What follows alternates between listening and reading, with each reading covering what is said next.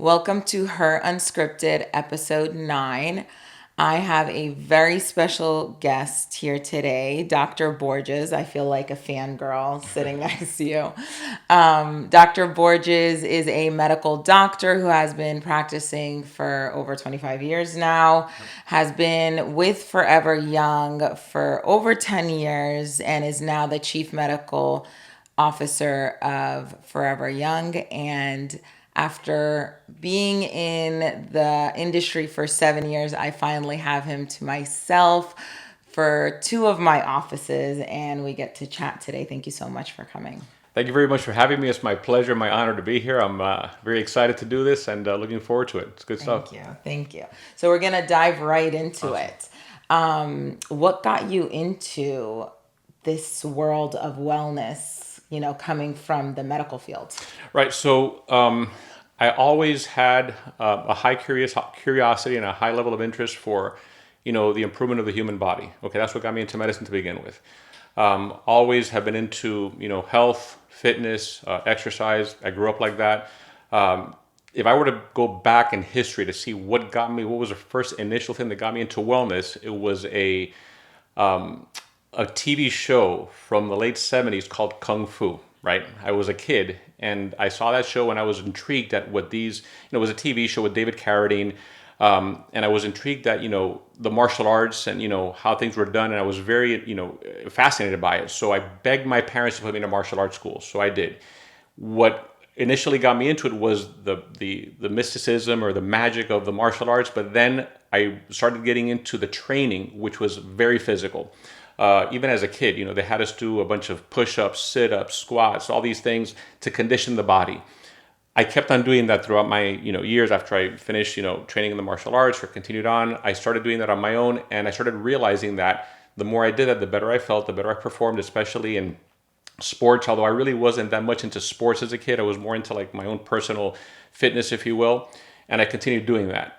As I proceeded through in my life, went to medical school, started learning about the human body. I was always fascinated about the human body. I knew that I wanted to be a doctor from a very young age. But when I started looking into and studying it, I realized, there's a lot that we can do here for the human body. And, I became more fascinated with how the body worked and how things happen in life and so forth. So fast forwarding here through my career, I finished medical school, did my residency, rather a fellowship in geriatric medicine, because I knew that I was going to stay in the South Florida area and I wanted to learn as much as I could about the aging population. And I went on into practice. When I was exposed to true clinical practice in the field, and I started seeing patients, especially in the beginning, where they would start coming in to see me in the office, like in the practice that I joined. I remember having the patients come in. I would tell them, "Listen, bring all your medications so that I could see what's going on, so I could learn about you and so forth." And I would see the amount of elderly patients over the age of 70, 75, coming in with their grocery bags full of pills, right? On average, 16, 18 pills a day. And I started thinking, well, this is really crazy. How can you be taking so many medications and so forth? And I realized that it was a product of our training. We're trained to medicate. We're trained in medical school. We're taught as much as we can cram into our heads about the human body, how the human body works and all that, which is fantastic. Then as time progressed, we're trained to identify disease, figure out what's wrong with people so we can figure out a way to help them and improve their condition, which is great also. But then the training shifts to monitoring or managing the disease, treatment of the disease, right? And the treatment is usually, as far as internal medicine is concerned or family practice, the treatment is medication. So we become experts in prescribing, right? And we prescribe multiple things. So when I started getting this exposure to these patients that were coming in with all these meds, I started seeing a problem, because I started thinking, is this something that I would want for my mother, for myself, for my loved ones, to be getting to an age where it is just a standard now that you're going to take medicines and pills. So I started thinking there has to be a better way than this, right? So I started researching, deep diving into, how this happens and the cause. And I realized that the majority of what we see in clinical practice has to do with lifestyle. Something that we're doing that we shouldn't be, or something that we're not doing that we should be. So I started digging into that. And that would probably be the pivotal point where I started discovering what wellness is. Because if you think about what wellness is, it's how to make your body well. How do you feel well? How do you do things in the best way possible so that you will be as healthy as you possibly can be? And I'll tell you this, in my most personal opinion, and based on what I've researched, wellness is never found in the amount of prescriptions you're taking. If you see somebody coming in, which I would see all the time, on 3 blood pressure medications, a statin support medicine like Zetia or whatever the case, diabetic medications for type 2 diabetes, and then an antidepressant or an anti-anxiety, and they're taking all that, that person is not well. Their condition may be controlled thanks to the chemicals you're putting into their body, but they're not well. So my question was, how do we get them well again? And the answer would be, well, you've got to modify your lifestyle. And how does this lifestyle modification work? 3 very simple things. Number 1 is nutrition, what you're putting into your body. And nutrition is kind of broad because you think about things that you eat. I would broaden that and say, well, it's not just what you eat, it's what you're exposed to, what you allow into your being. The food that you take in, the environment that you're around, the people you associate with, all that makes a big impact on the first parameter, right? Like what you're consuming, let's say. Second thing is, how are you using that fuel, which is exercise? How are you moving your body? We need to move our bodies. We need to be physically active. We need to do a lot of things to keep our bodies in proper motion and do that consistently. So those are the first 2 parameters. And the third one would be recovery. How well are we recovering from that activity? Those 3 things, meaning the quality of our sleep and things like that, those 3 things are what I call the 3 legs on the tripod of life, or the tripod of health. When you look at a tripod, right, each leg has to be evenly spaced, the same distance, the same size, and so forth for the tripod to be stable. If one of the legs is off, that tripod ain't going to be stable. Same thing applies to these basic principles of human quality, right? So the question is, how can we get to that point where we can stabilize all that? And that is lifestyle associated, period, end, not in pills. Now, I'm not anti-medication. I don't want this to be a medicine bashing, podcast, but the medicine should be used properly and not used as a end-all solution for things that could be prevented naturally, right? So that's my opinion. So that was my foray into the wellness world. So I started really digging into that, explaining to my patients the importance of proper lifestyle modification, and I was pretty successful, even in the elderly population, and those patients that listened and started, doing what they needed to do with respect to their lifestyle, the proper nutrition, exercise, and recovery, they were able to get off of a number of medications. So I found, okay, there's something viable here, right? There's something that we could provide a major impact for, that people could benefit from. Because my goal, again, wasn't to, continue on with this this process of just continuing to medicate over time without seeing the benefits that we would want to see. Because I have yet to meet, right? And this is the other thing that was really impactful. I have yet to meet the octogenarian coming in to see me in the office when I was in practice with their grocery bag full of pills, telling me that they feel fantastic. Like, thanks to all these pills, I feel great. I want to keep on taking them because I feel great. No, they're trudging along. They're okay. They're not yet sick, but they're not doing that great. So as a physician, as a healthcare provider, what could I do to improve the lives and the quality of life of as many people as I can? I found that to be in lifestyle. So that is a long-winded answer as to how I got into wellness and what purported me in the first place. I mean, it has to come with passion. That's why it's a long-winded answer. I love what you said about the 3 legs of a tripod. Because, you talk to different people and, there's the people that are working out like crazy and that are eating super clean, but the recovery, and I think we don't emphasize recovery enough. It's not just sleep. It's not just resting your body, but it's also stress is a big factor. And that has personally affected me. And once I have, now it's at a higher level in my list of priorities.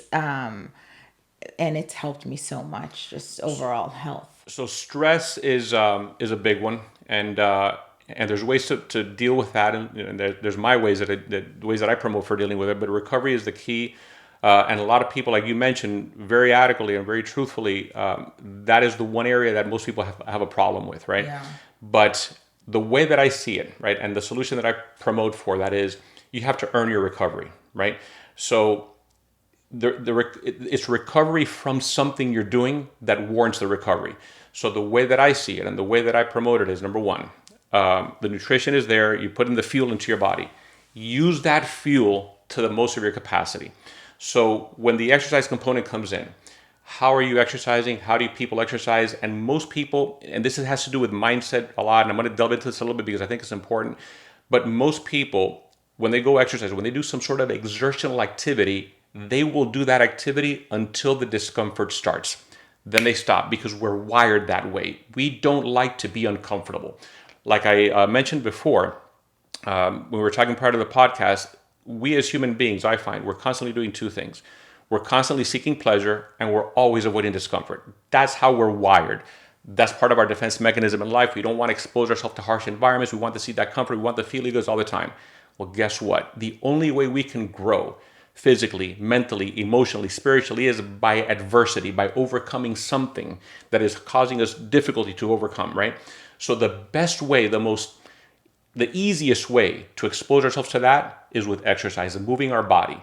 Getting to the point where we don't want to continue on anymore. Our mind is saying, hey, shut down. This is over with. Please stop. And you go for a little bit more. Now, a little disclaimer here.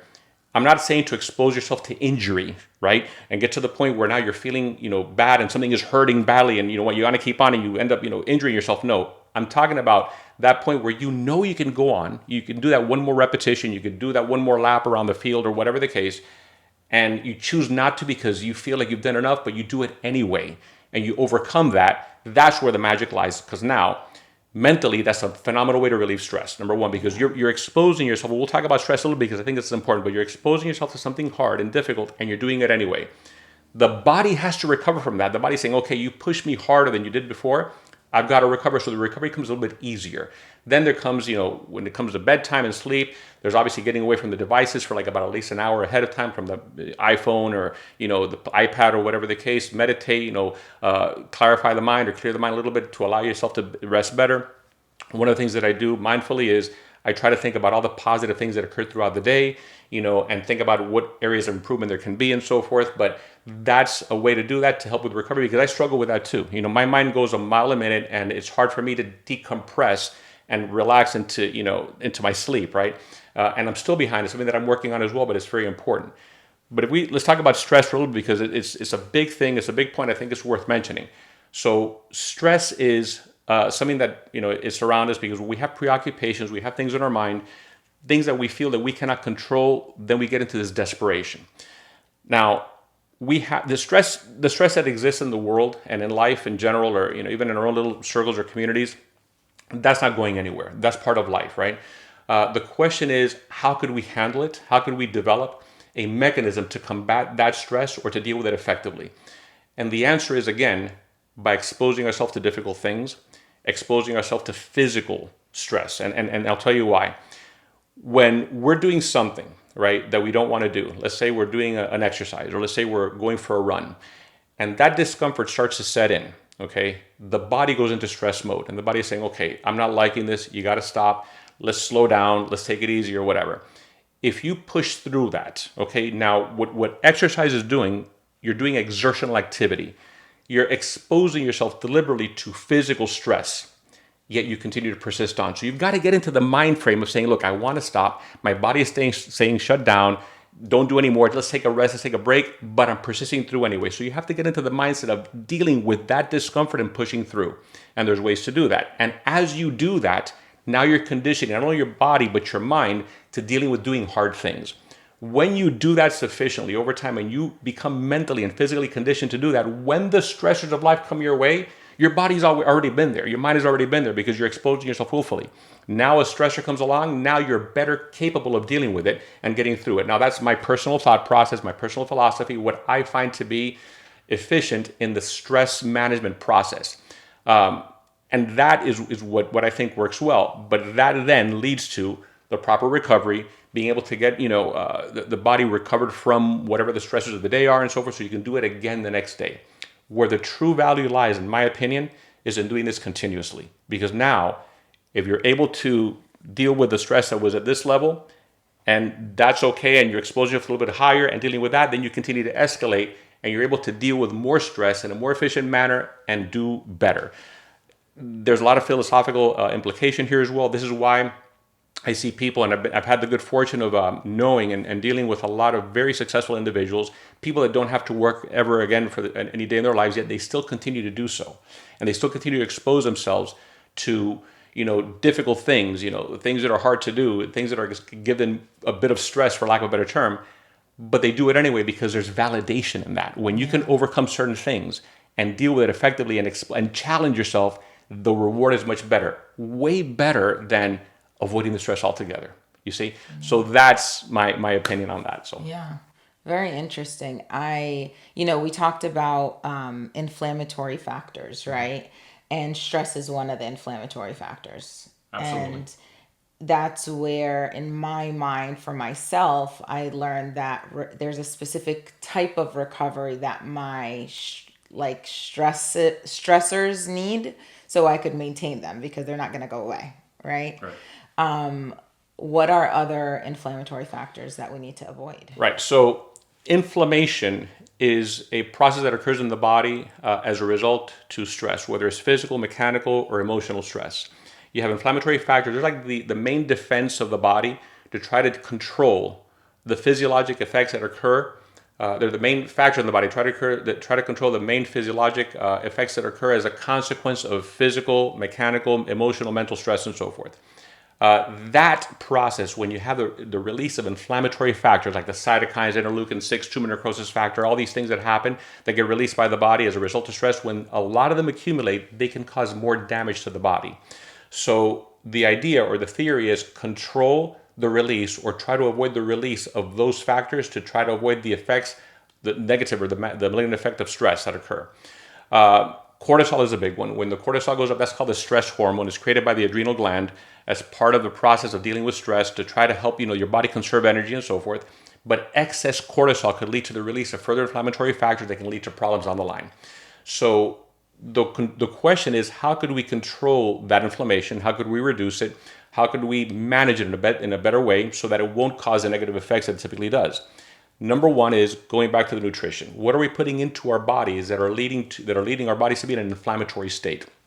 The biggest contributor to inflammation is sugar, excess sugar. Okay, and I say it like that because we need glucose, right? The brain's main fuel is glucose. The body works on glucose. The muscles, as a matter of fact, also work with glucose and so forth. But it's when you have an excess amount of sugar or glucose in the body that the body can no longer process, and that leads to inflammation because the body tries to metabolize it in some way, shape, or form. But when you have excess sugar floating in the bloodstream, like what happens in type 2 diabetes or type 1 diabetes, etc., that could lead to inflammation of different body parts and different tissues, and that could lead to the problems, let's say, with diabetes. Another thing, or some other things that cause a lot of inflammation in the body is anything unnatural, processed foods, artificial anything, right? Things like artificial sweeteners. People think, well, it's sugar-free. I can take this because it's natural or healthier. No, aspartame, sucralose, all these sweeteners, all these things are actually bad and very pro-inflammatory. When you're exposed to chemical substances, smoking, let's say, you're exposed to like a bad environment, that enters the system, and that's going to cause inflammation in the body as well. So we have to be able to identify what it is that we're doing, what we're exposed to, what we're consuming to try to avoid that from happening and to try to make better choices with respect to, what we allow ourselves to be exposed to. So the inflammatory factors are what I mentioned. Some of the basic ones, again, are the cytokines, the interleukins, tumor necrosis factor alpha.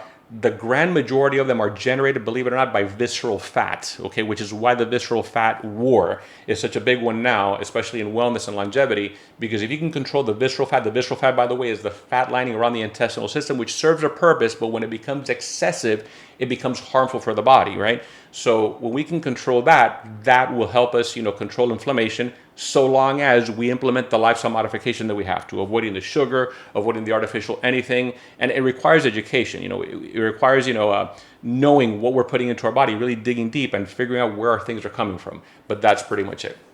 So nowadays, the word inflammation, at least in my office, I associate it with GLP-1s, since it helps with inflammation. There's so much controversy when it comes to GLP-1s. I'm a huge fan personally. I've lost 30 pounds on it a few years ago, but I really did it as healthy as possible because I care about wellness as a whole, right? Can you break down how, or your thoughts on GLP-1s and how we can utilize it in longevity? Absolutely. So the GLP-1 agonist market, or the GLP-1 agonists themselves, have probably been arguably the most impactful agent that we've had with respect to longevity, improving lifespan, health span, and so forth. The reason for that is the biggest threat right now that we see in medicine, right, to health is obesity. Okay, currently, today, in the United States, I think we're approaching an 80% obesity rate, which means close to 80% of the human population in the United States is either overweight, obese, or morbidly obese.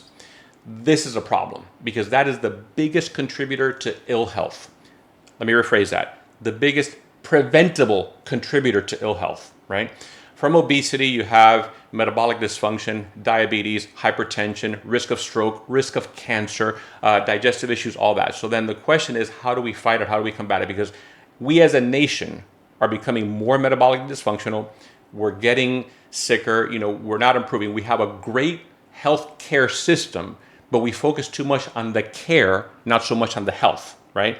And that's not my phrase. I coined that from a speaker that I heard recently there, the American Association of Anti-Aging Medicine Convention. He said that, and I haven't forgotten it because he was spot on. It was a cardiologist whose name escapes me right now. But the question is, how could we deal with that? How could we flip the switch? Because one of the most difficult things there is to do for anybody who is overweight, obese, and so forth is to lose weight. It requires an enormous amount of discipline. You have to educate yourself. You have to deprive yourself or avoid, taking in certain foods or substances that are contributing to that. And when you're used to doing that for a very long time, it's very difficult to change your life. Now, some people can do it, but it requires an enormous amount of discipline, which is why it's very difficult to do, and most people fail when they try to do it. Now, all of a sudden comes an agent that mimics something that we have in our own system, which is glucagon-like peptide. So a GLP-1 we make, and that is a trigger that is released, that is a substance that's released from as a consequence of a trigger from eating. When we eat food, right, GLP-1 goes up, it binds to the receptors in the stomach, it tells the stomach, hey, there's food in the stomach now, let's get the digestive process going, let's slow the emptying of the food so we can digest it properly. Signals go to receptors from that same GLP-1 in the brain, telling the brain, hey, no longer need to be hungry because there's food in the system now, so the digestive process occurs. What GLP-1 agonists do, and by the way, and when you're consuming calories, those calories have to do things, either go into storage or go into use. The body preferentially will store calories as a method to preserve energy for later use. And it's not going to put it into good use unless, it's not going to use those calories for metabolic purposes unless you're physically active. But when you eat food, that's what happens.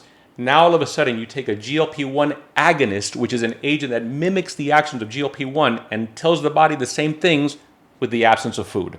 Now, that is how you start to decrease weight, because you get rid of the appetite, because you get the binding of the GLP-1 agonist to those same receptors in the brain saying, hey, there's enough food in the system, we don't have to be hungry anymore. You get the delayed gastric emptying as well, so the digestive process occurs, but in the absence of food. So now all of a sudden you have the suppression of appetite. You don't have that drive to eat more because your body says, hey, there's enough food in the system. You don't get what they call the infamous hunger noise, which is that craving in the middle of the night to eat something. So you see the results really quickly, which is great and fantastic for weight loss. And that's something that can help many people get over that hump, because one of the most difficult things for overweight people is to try to see success, try to see results. And you're getting on that scale every day and you're depriving yourself of food and you're only seeing it go down by an ounce because that body is stubborn. It doesn't want to get rid of that stored energy source, which is the fat, so it's very difficult to do that. Now, all of a sudden, you've managed to suppress the appetite successfully and efficiently. So now you see better results. And that's very invigorating. That's very validating. You're like, oh my gosh, this is working. Yeah. The problem with that is, okay, and we have to talk about how GLP-1s can be used properly, because the problem with that is we get addicted to that scale going down and we want to see the results. So we keep on taking it and we forget about what we need to do. Remember, nutrition, exercise, and recovery. We forget about one of those three pillars. So we continue on because all we want to do is we want to see ourselves getting skinny. We want to see that scale go down. There's a proper way to do it. So the GLP-1s, when they came on board, and by the way, GLP-1s have been around for a long time. The first one was something called liraglutide that came along years ago, and that was okay. It worked pretty efficiently, but you had to take it multiple times a day. Then semaglutide came along, which is a good GLP-1 agonist, was a bit better. Now we have tirzepatide, which is a GLP-1 and a GIP agonist, which helps also with lipolysis to a degree. And later on, when it's approved by the FDA, retatrutide is going to be a game changer, but not approved yet, so we won't talk about that yet. But the GLP-1s work properly. The problem is we have to make sure that we're still getting the basic nutrition in our system so we could function properly. So one of the things that I'm a huge fan of with respect to GLP-1 agonist therapy is the micro dosing. Instead of going to the high dose, like in the pharmacological world, with these agents, they believe start high and go higher, right? What our belief is in Forever Young and as a practitioner is let's go to the minimum effective dose and slowly titrate up based on your goals while maintaining the proper nutrition that you need to. Because one of the things, and this is from their data, by the way, that the GLP-1 agonists do is there is weight loss, but up to 40% of the weight loss comes from muscle mass. Okay, so you lose, if you do nothing else but take GLP-1 agonists all day or however it is, you're going to lose weight, but a lot of that is going to come down from muscle mass. That is really bad because there's two things that determine how well we age. Number one is how much muscle we carry into our older age, how much muscle activity, how much we can avoid sarcopenia, which is the muscle wasting that occurs with age, and how much oxygen carrying capacity we have in our system. So that also has to do with muscle mass because you're getting oxygen into your muscles to help them do what they have to do in a better way. When you decrease muscle mass, your VO2 max goes down, which is the amount of oxygen you can take into your system, and you start losing muscle, integrity, muscle mass itself. You have sarcopenia. So now all of a sudden, your body is not as able to fight off disease, to be functional and so forth, but you're skinny. So the question is, how do we avoid that from happening? Well, you have to have protein intake and you have to have resistance training. That's the only two things that are going to preserve muscle mass. So then we have to find the balance individually tailored to the patient as to where that sweet spot is. So the question is, are GLP-1 agonists good? I think they're phenomenal. They're great when used properly with the proper guidance. For that to occur, there has to be a clear communication between the practitioner and the patient. The patient needs to understand the importance of muscle mass retention, proper body composition, not just the number on the scale, and how to do things correctly so that they can have their best life, increase their health span as much as possible, and avoid disease down the line. So yeah, I think they're fantastic. They're a wonderful tool to help out. And then eventually, in an ideal world, get to the point where the lifestyle modification that has occurred with the GLP-1 agonist as a catalyst, let's say, eventually, let's see if we can get you off of that GLP-1 agonist and continue on with a lifestyle. That said, as we're seeing now, it is perfectly safe and perfectly acceptable to be on a maintenance GLP-1 agonist dose indefinitely. We're seeing a lot of good things coming out of that. Cognitive benefits, insulin sensitivity, muscle mass retention, believe it or not, longevity. So there's a lot of good things that come of it. But again, it has to be monitored properly, has to be used properly, and knowing what you're doing. So, okay, that's actually what I was going to touch on is microdosing. Yeah. Because it's also anti-inflammatory, Yeah, right? absolutely. Absolutely. And there's I've read a lot of benefits from perimenopausal women on microdosing. What can they expect on it? So with microdosing, again, what happens is, so what happens with menopause or perimenopause, something very interesting. So let me define that for a second. So perimenopause is the time in a woman's life where the body is still saying, hey, let's see if we can get more estrogen. Let's see if we can get more follicles to produce more eggs as much as possible. But the body isn't responding because there's a decline in the estrogen production. There's a decline in the follicular creation or the creation of the ovarian follicle. The ovaries, the count is coming down. So during that period, the stimulus for the ovaries to create the follicle or to develop the follicle, the FSH, follicle stimulating hormone, luteinizing hormone that are coming from the pituitary, they're still cranking out and trying to stimulate the woman's organs to try to produce the eggs and so forth for fertility. But they're not being produced because of the age-associated process of the decline in these agents.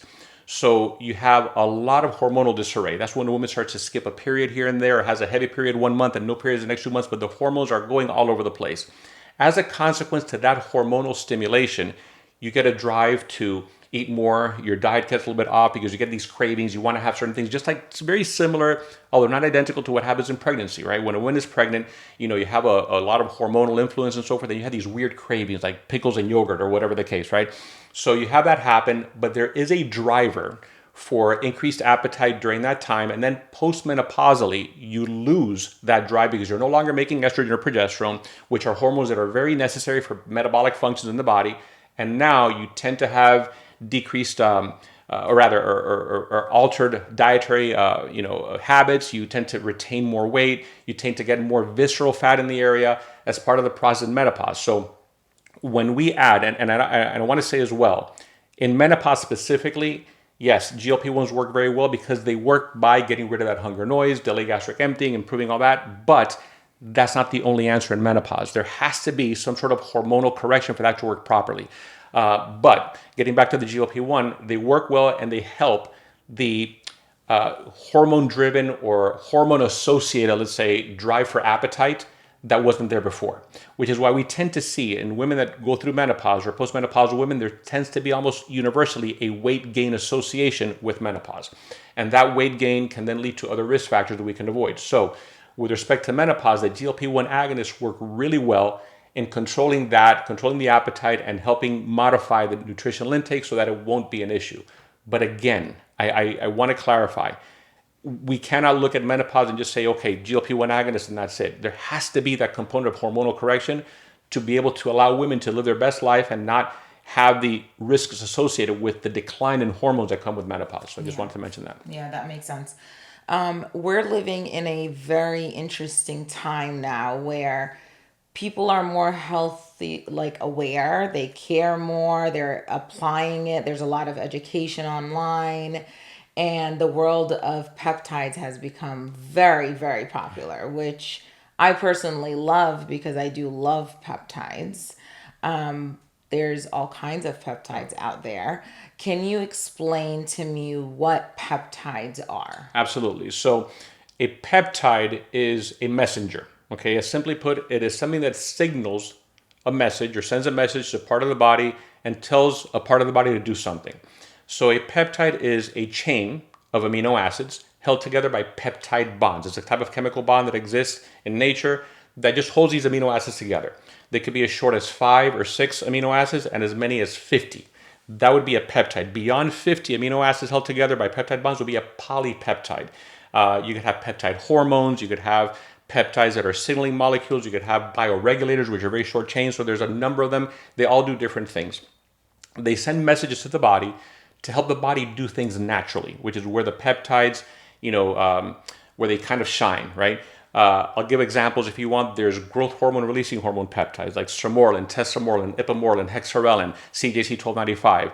There are peptides that are mitochondrial peptides that help the mitochondria, which is the powerhouse of the cell where the energy is produced. It helps the mitochondria do that more efficiently, helps preserve the integrity of the mitochondrial membrane. Things like SS31, SLUPP332, MOTC, OSO1, all a bunch of fancy names given to to a class of peptides that do different things within the mitochondrial membrane. There's peptides that help with appetite regulation, the GLP-1 agonist. There's peptides that help with getting, nutrition, or rather, glucose into the bloodstream, or into the cells. Things like insulin. Insulin is a peptide, right? So we have many of them around now. We are having an increased awareness of peptides because it's the big buzz. Everybody's talking about them, and they're very good tools as well. Again, as long as they're used properly, and as long as people understand what they do, and as long as they're aware of how to use them, right? And I want to say that very importantly that we have many things now available. There's a lot of agents that we have at our disposal to use, to prescribe, to help patients do better, but none of that is going to work in a vacuum. They could do a lot of things, but the component of lifestyle has to be there. There's an acceleration in improvement and in results when the lifestyle is implemented. So my personal approach is lifestyle first. Okay, so let's see what you're doing with the 3 basic pillars: nutrition, exercise, and recovery. Let's work on that. Where we see deficiencies there, okay, let's identify those deficiencies. Let's correct that which needs to be corrected because your body's no longer producing them, like hormones, let's say, or hormone replacement or hormone optimization therapy. Then from there, let's see, okay, now where do we fine tune? Where do we actually add or implement better things to help you get to your goals a bit better and help you live in a better way? Then the peptides can be implemented at that point, or they can be implemented sooner. But the idea is the lifestyle has to be there. But again, peptides, they're very, well known now. They're all over the place, all over social media. There's a lot of podcasts on them. People are talking about them, greatly because they're that impactful in our society now, especially in the medical world. And they provide a very safe, for the most part, and viable alternative to pills and medications and the pharmaceutical intervention that we see that keeps you hooked on chemicals for a long time with a lot of the adverse side effects. Peptides are very well tolerated, again, when used properly and when you use them, knowing how to use them, when you're guided properly. They don't carry nowhere near as many side effects as pharmaceutical agents that we would take, and they help the body function better and perform better, and it's actually better for longevity. Wow, that's very well explained. um, when it comes to peptides, my belief is like yours, lifestyle comes first. If lifestyle is not applied properly, do peptides work? To a degree, to a limited degree, right? It's the lifestyle. So the way that I would approach it and the way that I would see it is, okay, what is the most you can do, honestly, right? Let's say that your nutrition is on point. Okay, you're doing everything you can. You're eating everything organic. You have a good balance of healthy fats, proteins, non-starchy carbohydrates. You're avoiding sugars and all that. Great. And you're going to the gym or you're doing an exercise program at your home, whatever it is, and you're doing the most you can do, right? You're doing the best that you can, but you're hitting a plateau. And no matter what you want to do, you're trying as hard as you can. You have the desire, but your body is just not giving you what you wanted to, despite your best efforts, right? And we'll define that in a second. And then you're not recovering well. You have a lot of issues going on. So now you've earnestly done the most that you can with your lifestyle, but still something is missing. Then we need to evaluate. We have to take a look at your blood work. We have to see what you are, take a history, have you tell us, or figure out what's happening that is not allowing you to progress. Then we have to identify where the deficiencies are and replace those specifically, which is why it's so important to ask the right questions. It's so important to get the proper information and not just do a blanket thing. So the question is, will peptides work in the absence of lifestyle? They will to a degree, but nowhere near to how they would work with a lifestyle implementation. The best example of that is GLP-1 agonists. Okay, they're peptides. Will they work in weight loss? Yeah, they're going to work. They're going to suppress your appetite. You're going to drop the weight. You're going to see the scale go down. You're going to be happy. Is that the best thing for you, though, when you have that loss of muscle mass? And to circle back to that for 1 second on weight loss, I'll just say it right now that it is impossible. It is impossible to, when you're losing weight, to lose just the fat. Okay, you're going to lose some percentage of muscle mass, but what you want to do is minimize the muscle mass loss and maximize the subcutaneous fat loss. So even in the best case scenario, when doing it properly, you're going to lose between 10 to 15% of muscle mass along with fat. So if you're losing 10 pounds of weight, you might lose 1 to 1.5 pounds of muscle, and the rest would be in fat, which would be the ideal. When you're on a GLP-1 agonist, you could lose 4 to 5 pounds of muscle on a 10-pound loss. So you have to be careful with that. But that would be the best example as to whether peptides work. Yeah, they work in achieving the desired response, but at what cost? And how do you do it properly? So the proper use of peptides has to be implemented. That's got to be, first and foremost, and not just be using it arbitrarily as a knee-jerk reaction to the desired outcome.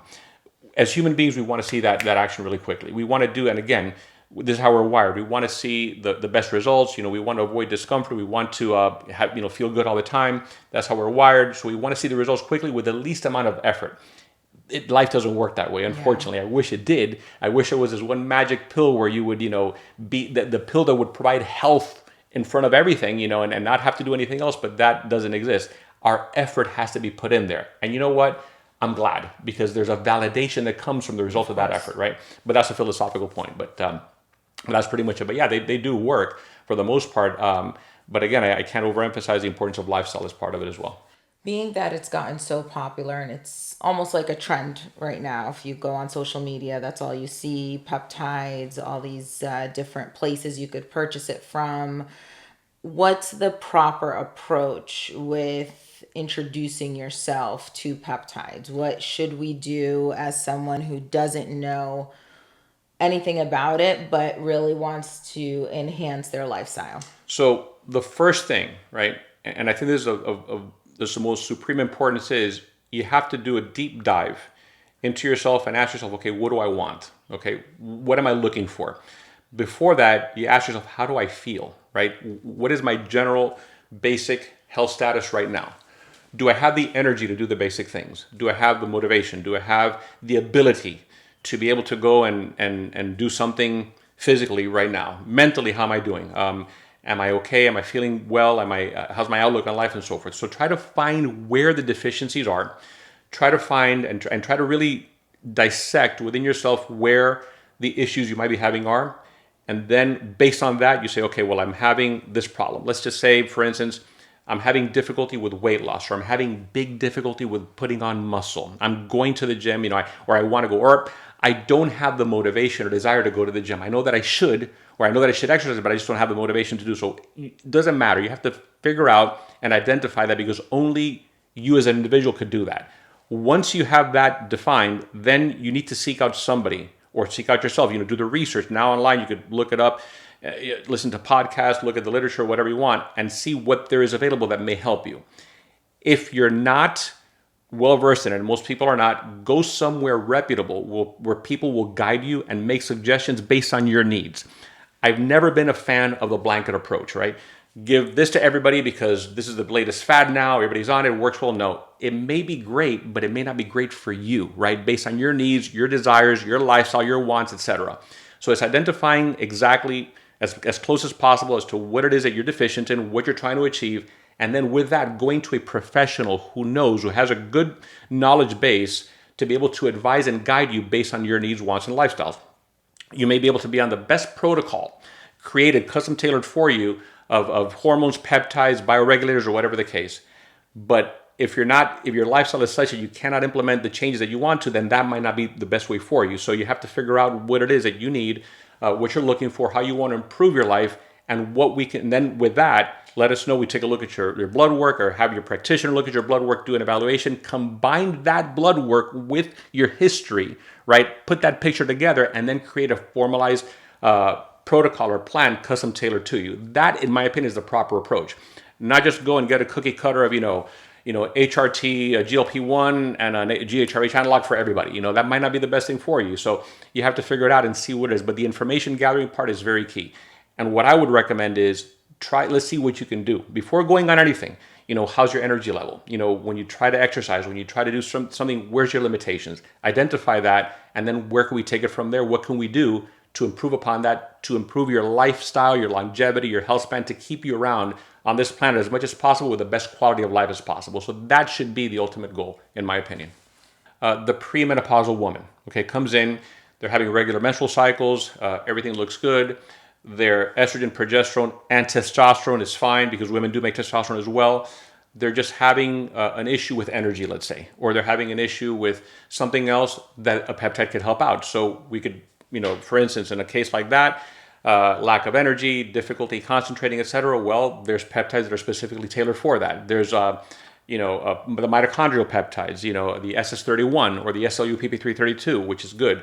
Then there's the other peptides for like increased clarity of mind, mental cognition, selank, cerebrolysin, things like that. So can we use them in the absence of hormonal, intervention? Yeah, we can, so long as the hormone basis is working properly.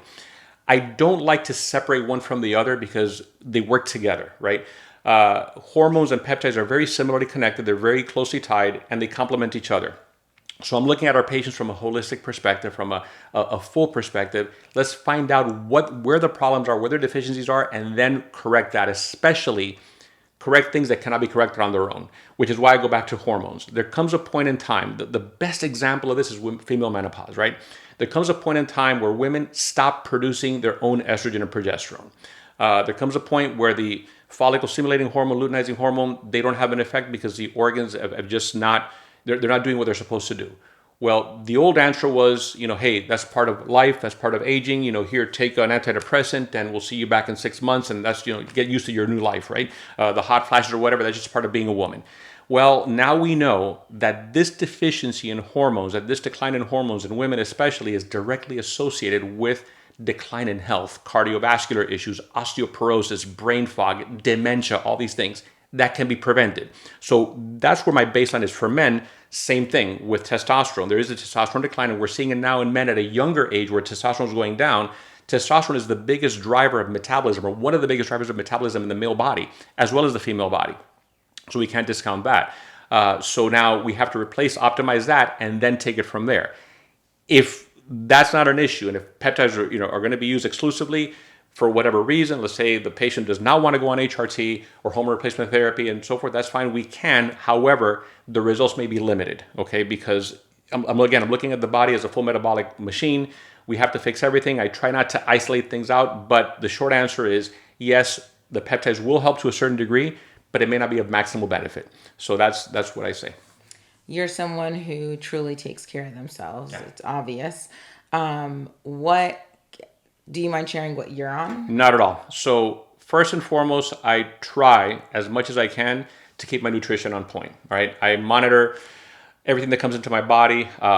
I choose the healthiest, items that I can. High protein in my diet. I take a lot of protein in, a significant amount of healthy fats, and I limit carbohydrates. I might have, maybe a small amount of oatmeal on occasion. I eat a lot of vegetables, a lot of fruits, depending on my activities of the day. Beyond that, I take testosterone optimization therapy. My testosterone level started to decline when I was like in my late 40s. And again, I thought of myself as a late decliner because I've always been pretty physically active, but I did notice a decline. And in myself, what I started noticing was weird mental like fog or brain fog or weird depression. It was like strange. I would be watching television and I'd see a commercial on a puppy dog or something and I'd get teary eyed. Like, what's wrong with me, right? And then I checked my levels and my testosterone levels were not optimal. Now, here's the thing about that. There's a range in testosterone where men are considered to be in medicine in the normal range, which is from 300 nanograms per deciliter to about 900. So that means that if a male patient comes into the doctor feeling with the symptoms that I had, myself for instance, and their levels are at 310 or 320, the doctor says, hey, guess what? You're normal. You're good to go. That's normal. Don't worry about it. That's, have a good day, right? Well, no, you're not normal because your symptoms are real. So you can optimize that. So when I started getting that, I started optimizing my testosterone. That in and of itself was life-changing, right? I felt better, it changed my life completely. I started noticing better results in the gym, etc. I started doing that. Then when the advent of the GHRH analogs came about and I started reading about them, I said, you know what? Obviously, at a certain point in time, we stop producing the amounts of growth hormone that we normally produce as we're growing, right? As we develop. But there's a lot of benefits to growth hormone as well. Now, I did not want to take recombinant human growth hormone therapy, although some people do, and I'm not begrudging that.